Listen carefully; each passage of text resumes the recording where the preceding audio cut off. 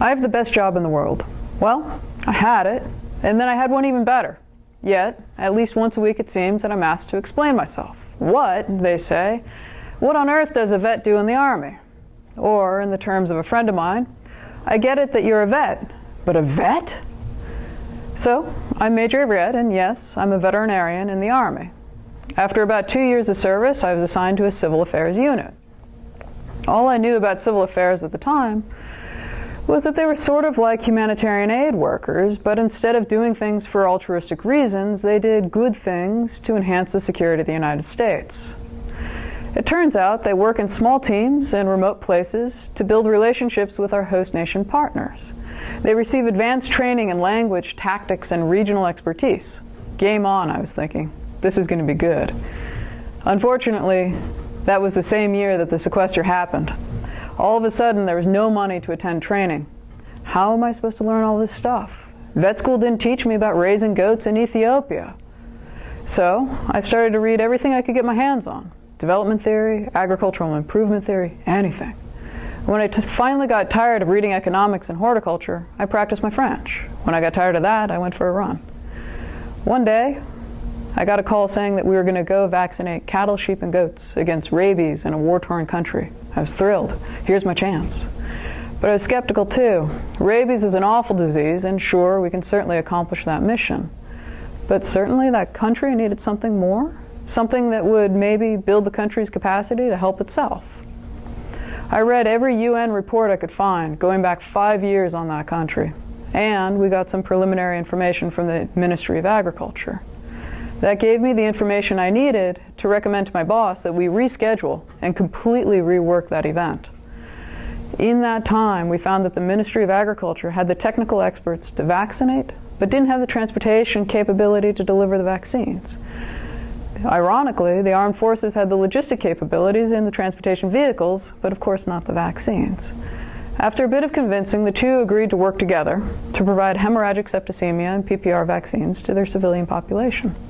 We traveled throughout the countryside vaccinating herds of cattle, sheep, and goats. The ambassador was thrilled. She funded 3 return trips for our team of 3. As we left, my spirits couldn't have been higher. We had made a difference. We had built capacity. The day after we left, the country experienced a coup. In the words of Chinua Achebe, things fell apart. The whole experience got me thinking about whether any of those well-intended projects really could move the needle. Could we really actually prevent conflict? Could we actually improve stability? Years later, I was fortunate to be selected to attend the Commandant General's Staff College at Fort Leavenworth, Kansas. As part of my training here, I had the great opportunity to enroll in the West Africa Strategic Studies Scholars Program. As part of that program, I completed a master's degree on a topic of my choosing. And of course, I chose the deepest held question for me. Can the U.S. stability operations really accomplish stability? That is it reasonable to expect that operations carried out by the U.S. military could actually improve long-term stability? So again, I went diving back into books and journals. I found heaps of materials which alleged to prove so-called root causes of conflict. However, it's nearly impossible to definitively prove something as nebulous as war. What actually caused it? What of many things? Let me give you an example. A client walks in with a devoted golden retriever puppy. She's upset that the puppy is lethargic with diarrhea and mentions that she recently started giving the dog a new type of treat. She confides, "I think he's gluten intolerant." You examine the pup, run some lab tests, and prove conclusively that the poor thing has parvovirus. Now, what caused the puppy's illness? If you're a history or anthropology fan, you probably appreciate the client's story, her narrative, her detailed being there for days on end with that dog. If you're scientifically minded, you probably favor the lab tests, and you probably pay attention to that. So, what exactly does this puppy story have to do with long-term stability? I gotcha. It turns out all those first-hand accounts and socio-political explanations of conflict and war are very susceptible to confirmation bias, the way that our lovely client was too. Paper after paper presents a researcher's theory with some anecdotal evidence and some generalizations. How do you believe any one over any other? It's hard. So instead, let's work backwards. Let's instead watch 150 countries for 50 years instead of one country. During that time, some countries might experience insurgencies while others enjoy great stability. Can you picture that? Now, if you zoom in on the unstable countries, the countries that are prone to instability and violent conflict, you might find some common themes, some common characteristics.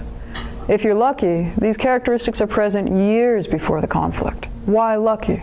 That seems strange. Well, if the characteristic is present a few years before the conflict and you recognize that it's present, then you have a couple of years to work towards reprioritizing resources to prevent conflict. So, long story short, economists, folks who are way better at statistics than I am, worked this way for 20 years to find characteristics predictive of conflict. CPOCs, CPOC. So what did they find? And certainly, what can the military do about it? They found 4 major categories of CPOCs: state institutional capacity, economic factors, demography, and legacy of prior conflict. So let's go through the easy ones first. More populous countries, and countries with a large population of males age 18 to 29, tend to experience more civil wars and insurrections than those countries without those so-called youth bulges. The problem is, of course, there's nothing the military can ethically do to change a youth bulge, but it's worth watching for. Don't discount it. Some scholars have attributed even the Arab Spring partially to a youth bulge. So the smart military professional will watch for a youth bulge in countries of strategic interest. So let's talk about a second CPOC, the legacy of prior conflict. Again, the military can't change history, and so cannot directly change any country's legacy. However, the military can affect material and institutional legacies of conflict. Special operations forces are trained to separate insurgent forces from a supporting civilian population. Using those forces with foreign internal defense and influence campaigns in partnership with host nation forces directly affects those organizational legacies of conflict that we were talking about, even if the military can't change the history. Similarly, material legacy of conflict can also be addressed. Damaged infrastructure can be repaired. The U.S. military is well equipped and manned to conduct engineering projects. However, fair enough, civil engineering is different than military tactical engineering.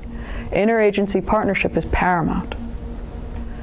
The third CPOC is economic factors, and it boils down to countries with broad-based economic growth are more stable than countries with economic inequality, low incomes, or economic shocks. The U.S. military has the ability to enhance the health of the nation's labor force through medical, dental, and veterinary engagement programs. However, these programs should ideally partner with existing host nation medical professionals and target populations without medical services. The military has a legacy of implementing marketplace improvements, agribusiness development, and like. These projects are possible through close interagency partnership with USAID professionals, the UN, the WHO, the CDC, and civilian subject matter experts and host nation specialists. The last CPOC is state institutional capacity. The military has little capability to enhance governance of any particular region or country. However, the military is well suited to conduct security cooperation programs to enhance the host nation's security institutions. Larger and well-disciplined armed forces are associated with a more stable country. Security cooperation programs to enhance the professional skills and military discipline of partner forces are documented to enhance the long-term stability of our partners. Okay. So, long story short, there are vets in the Army. We get the chance to do some really cool things. And ultimately, if we focus our efforts on characteristics predictive of conflict, it's likely that we'll actually move the needle towards long-term stability. How cool is that? To any other veterinarian out there, civilian or whatnot, the U.S. Army is an adventure, and it's not your typical dog and cat vet thing. But if you're keen to stretch, it's a great career. To the U.S. Army vets out there, you're doing great things. Keep it up, chin up, head down. And yes, attending CGSC gave me the opportunity to study something meaningful, or at least to me, and maybe to you. I hope this short presentation has given you a few snippets of Army vet life and maybe CGSC's value to someone like me. And if you have questions, please don't hesitate to find me on the Global.